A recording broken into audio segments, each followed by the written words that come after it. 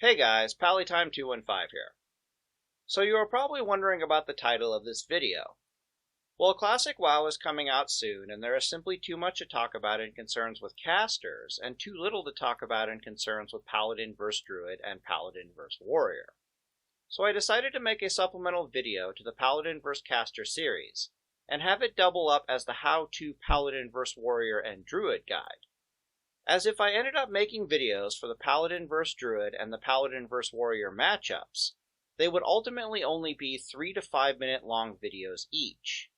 as those two matchups are grotesquely in favor of the Paladin, and often amount to being easily summarized as, just hit them and they will die long before you do, and with all the speed-focused gear that I keep trying to push on you guys, as being super powerful, I find it hard to imagine that any of you will have any issues during such a confrontation in almost any gear ever. Just so we are clear, in both matchup cases, as long as you are wearing a shield, and if you had to fight one Druid or Warrior to the death, and then immediately fight another one of the same class to the death, and then another one after that, about the third Druid you would be having a problem, and about the second Warrior might be a close fight. Thus these matchups are so grossly pally-favored that very rarely indeed will you ever see any of these classes actually start fights with you, or do anything other than try to run away from you if you start a fight with them. As such, advice for this matchup is very limited, and all I can really say is that Blessing of Protection removes Warrior Fear, and to try to not let the Druid free cast on you. So at least chase them around a little and make them waste mana shifting if they seem to want to fight with you and you literally cannot lose. And to be frank, that is really all there is to say about such matchups. Okay, so, now for an overall matchup near and dear to my heart. Paladin vs Casters, aka Shadow Priest, Shaman, Warlock, and Mage. Now against such classes, there are really only 3 options as shown here. You can either stack resists, go heavy on the DPS gear, or find some hybrid in between the two. Now this next part is rather important, as often the Paladin vs Caster matchup is won or lost in the gearing phase of the fight, and not in the actual tactical play of the fight. And even more interesting is that how you gear changes significantly how said fights end up playing out. In short, there is a lot to cover here, but I will do my best to summarize the key important component features. First, we need to talk about breakpoints. So in the gearing process, as you might imagine, you can trade DPS for durability, and durability for DPS, or try to find some happy median in between the two. Breakpoints are where you have effectively logically maximized either an aspect you are going for, gained some hidden advantage, or have significantly altered the nature of the matchup's play style in your favor. For example, all of the caster classes can heal in their own way, similar to that of a paladin, but often not as effectively. What this tends to translate into gameplay-wise is that you as the paladin either have to first overcome the caster's mana bar before you can overpower their health bar, or you have to try to do so much damage in such a short space and time so as to overwhelm their healing potential, resulting in a state of affairs where they might have had the mana to heal, but they did not have the time to heal. Now, as a paladin, this is a phenomena that you are likely intimately familiar with, as if you die to, say, a bursting elemental shaman with half your mana bar remaining despite your best attempts to out-heal the damage, then your healing potential in a given space and time were simply overwhelmed by the damage. Effectively, you had the mana, but you did not have the time to heal. Naturally, I am sure you have experienced the reverse of this, where first you go out of mana, and then you die.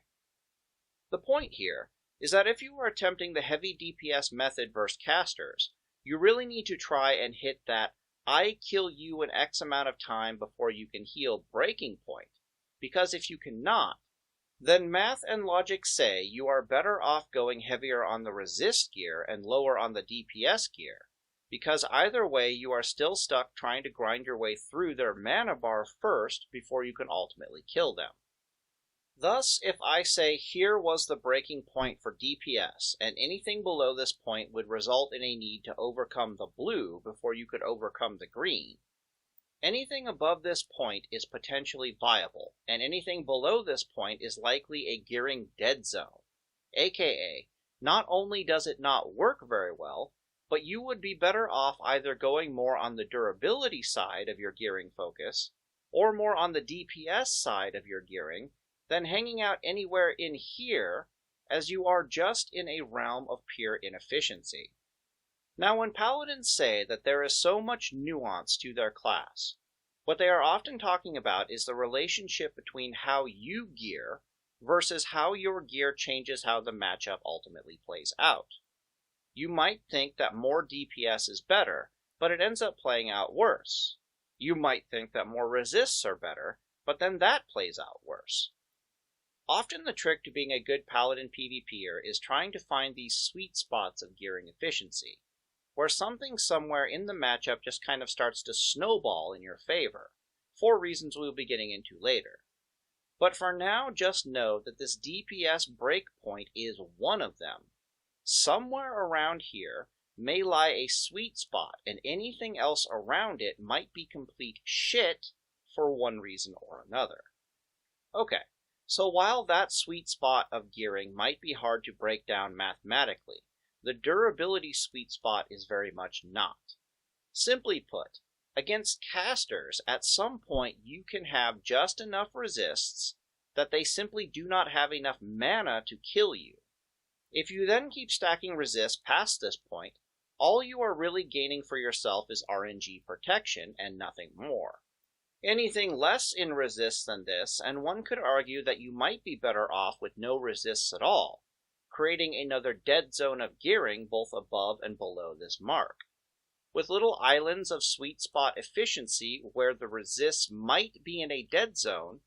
but they are changing the matchup in some minor way at some critical point in time that causes a snowball of beneficial synergy.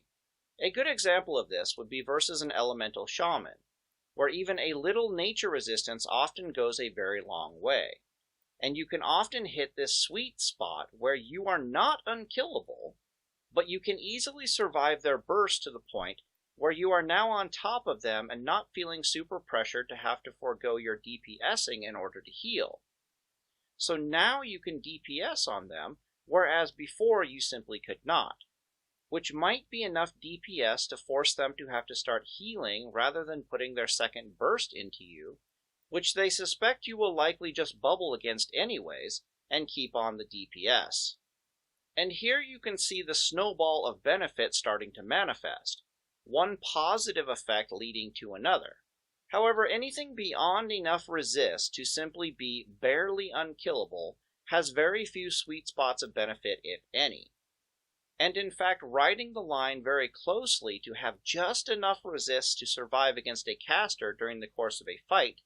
comes with a massive hidden benefit of, you know you have the resists and the hit points and the sustain to survive, but they do not.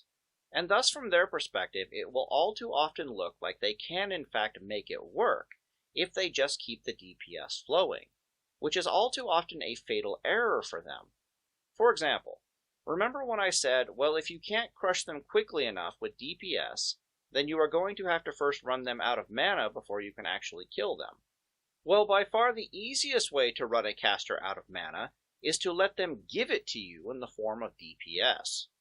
And if you can take that DPS and keep on trucking, but ultimately they feel like they can make it work if they just keep pumping on the DPS, well, expect a 5% life Paladin versus a completely caster to be the result of that. Furthermore, the Paladin's hidden sustainability, especially when you are beating on your target with either Judgment of Wisdom or of Judgment of Light, and the ×2 proc rate from SOR, all too often compounds this deception to your opponent if you are factoring in that kind of sustain into your unkillability. A good example of this would be, say, if a Paladin is at 50% life and near and the caster is at 20% mana and full life, with both sides having used all major cooldowns. Now, this caster's brain might be looking at this situation and concluding that they can easily win, as they know from chunking your health bar likely at least twice now, that it takes them roughly 30% of their mana bar to overcome 100% of your HP bar. Therefore, with 20% of their mana remaining, if converted purely into DPS, should result in a 66% life damage to this Paladin, and against the Paladin's 50% remaining hit points, and with the Paladin being near out of mana, victory should be easily had. Except the Paladin is beating on you, and his last act of mana was to put either Judgment of Light or Judgment of Wisdom on you. Or it has been there for a long time now, and the Paladin is using a heal proc on hit weapon. This snap quick judgment by the caster, which is usually a gut feeling of fight or flight that has concluded fight with the information on hand, is likely going to get said caster killed, as far too often it did not include the Paladin's sustain under these conditions into its factoring,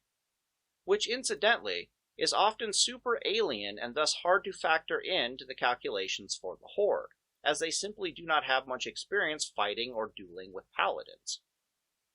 The point I am trying to make here is that Paladin that you think is at 50% life is going to actually be more like 70% life or more by the time you can actually convert your remaining 20% mana into damage, and from there the caster is likely screwed. The point is that there is a snowball of synergy from deception here that takes place near this breaking point that is super powerful and blows almost any argument for stacking any more resist past this point out of the water. Furthermore, there is often another snowball of synergy that tends to manifest around this breaking point of resist gear, and it has to do with the fact that the less damage you are taking per hit puts you under less stress to spend time healing, which in turn gives you more time to pump DPS into your caster friend, causing them to bleed yet more blue. AKA, they have to use their mana to prevent damage, and this is just more time for you to regen either mana or health or both off of your target, a rather positive, powerful feedback loop. So for example, when I would fight a Shadow Priest as Holy Reckoning, meaning that our mana bars were roughly about the same, just shy of 6k or so, I found that with 120 Shadow Resist, I could fairly regularly barely survive and then win just by healing and taking the Shadow Priest's damage. As I began to think more and more about the matchup as a mana war, and reacted accordingly with my spells and tactics, I began to notice that I needed less and less resists to put me in a good position to win the fight. When I started making moves to put DPS into the Shadow Priest and regen mana off of it, I began to notice that between 90 to 100 total Shadow Resist was ultimately just as good as 120 Shadow Resist. However, I also noticed that 80 Shadow Resist in exchange for more DPS seemed to break the snowball and ended very poorly for me. Thus, I concluded that for me and the way that I was playing, 90 to 100 Shadow Resistance versus a Shadow Priest was a sweet spot, with those numbers likewise being for me 180 base for Warlock, but 120 in practice, 110 base for a Shaman, but 80 or less in practice, and to be perfectly honest, against a Mage, I never really had a chance to test this theory. Which brings us to the last point, DPS and DPS Windows. So if I was to ask you which is better, 400 DPS or 200 DPS, the correct answer is that it depends on how long you have to beat on your target. And the A+ answer would be, it depends on how long you have and need to beat on your target. Truer words have not been spoken to the nature of DPS in PvP combat, as DPS in PvP is a combination of how much time you have to pump DPS into your target and how much DPS you ultimately need to pump into your target. So this brings us to the concept of a DPS window and which classes you can create this window of time to DPS against, and how long can that window be expected to be. So for example, versed mages, that window of time comes often but is super short, about 5 to 12 seconds if you really push it for time to actually pump DPS into a mage. What can I say? Sheep is a bitch. For warlocks, that window might be longer, despite having a sheep-like CC ability in their fear, on account of the fact that they have to stand still like a turret to do any real damage to a paladin, and if you have the Mithril Insignia trinket, you have easily a guaranteed window of DPS against a warlock of between 30 to 40 seconds. Shadow Priests have a fear that you can only trinket, bubble, or Mithril Insignia against, but that fear is on a 30-second cooldown, so you can often get between 30 to 60 seconds of DPS alone time against a Shadow Priest. Shamans, by comparison to the other spellcasters, have no innate CC ability whatsoever other than the soft CC of doing so much damage to the paladin in such a short space in time, which allows the shaman to then get distance and repeat the process until one of you is ultimately dead. Thus, if for whatever reason you do not have to stop and heal, such as, for example, having high enough resist to start the regen from the DPS snowball on the shaman with Edward the Odd, then time on target versus a shaman can often exceed 60 seconds, as even if they try to get away from you with Ghost Wolf form, they cannot heal nor do damage, and all too often Mug of Hurt, Frost Oil, and Rocket Boots will have something to say about trying to escape your wrath. So, as you can see, of the 4 caster classes, only the mage is giving us such a short window of time to DPS upon them that going super heavy on the burst gear or super heavy on the resist gear is really viable. However, the other classes, especially with Mithril Insignia, are giving us plenty of time on target to pump the DPS into them, assuming we are not getting our faces melted off with their spells and always being forced to stop and heal. So what does all of this mean by way of example? Well, say I am a DPS PvP geared paladin not really respecting resist gear over damage. Due to the fact that I will be having to react defensively more often than pumping DPS into my target, mostly on account of the fact that I have to stop and heal myself all the time, my window of DPS opportunity might be only 10 to 20 seconds, in which time I might be able to do between 8,000 paper DPS and 2,000 front-loaded DPS for a total of 10,000 DPS. For those of you who do not know, front-loaded DPS is that DPS that is stored up in your weapons or in your abilities' cooldown timers, that comes flying out of you instantly upon initial contact with the enemy. So, for example, a Reckoning Paladin might have 400 DPS on paper, but if pre-charged and given even a single second of DPS time, outflies 19 seconds of melee DPS and a front-loaded Judgment for approximately 5k or more. Now compare that to more of a hybrid Paladin playstyle versus casters, where you stack a bit of resist gear and are looking for some snowballs of synergy therein. Your DPS might be topping out at around 200-ish, but you have the durability to put that DPS into your caster friend for between 30 seconds to a minute, resulting in a grand total of about 15k damage done during the matchup compared to the 10k from the two-handed raw heavy DPS build. Often a flat 40 to 50% more damage done during the fight, far more damage taken, far more resources pulled back, and a super worn out and totally no longer into the fight and often completely terrified spellcaster. So what does all of this mean DPS-wise? What is the point? Well, it means that if you can muster the DPS to simply crush a caster's face before they can kill you, or can heal with their mana, then go do that. Find some sweet spot of burst and DPS and simply clap those casters out of existence. If you cannot, however, then the next well-known sweet spot for Paladin Snowball power is somewhere around here in your gearing, looking for a combination of defense and offense that changes everything in the matchup, or just mathematically wreaks havoc on your poor caster opponent. From my experience, I have absolutely torn the best geared SL Warlocks, being played by the scariest players I have ever seen, to absolute pieces, repeatedly, just because I had the resist to survive, the DPS, and the in-combat healing pullback to kill them inside of the 30-second DPS window granted to me by Mithril Insignia. The raw brute force math of durability, sustain, and DPS being just too much for them despite all the shields, life taps, pot heals, and so on.